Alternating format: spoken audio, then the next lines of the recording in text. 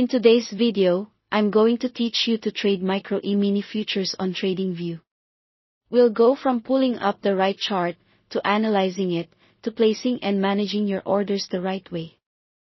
Futures are powerful, but they're also leverage, so I'll highlight key risk points as we go. Start by opening TradingView and heading over to Supercharts. This is where you'll do all your analysis and place trades. In the symbol search bar at the top, type in the specific micro E-mini futures contract you want. Common ones include MES for the S&P 500, MNQ for the Nasdaq 100, MYM for the Dow Jones, and M2K for the Russell 2000. Double check that you're choosing the micro symbol and not the larger E-mini version. For example, MES is the micro, while ES is the larger contract. Picking the wrong symbol can change your risk profile dramatically. Next, select the appropriate contract month. Futures trade in expiration cycles, so make sure you're on the month you intend to trade.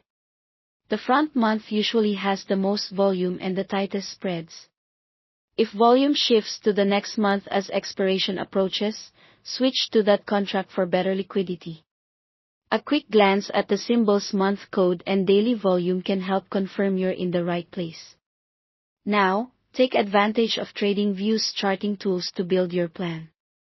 Add indicators like moving averages to gauge trend direction and RSI to spot momentum shifts or potential overbought and oversold areas.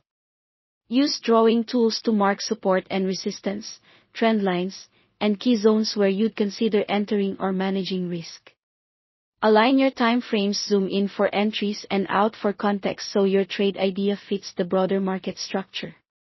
When you're ready, open the order panel on the right side of the screen. Choose your order type, market for immediate execution at the best available price, limit to specify a price you're willing to pay or accept, or stop to trigger once price crosses a level.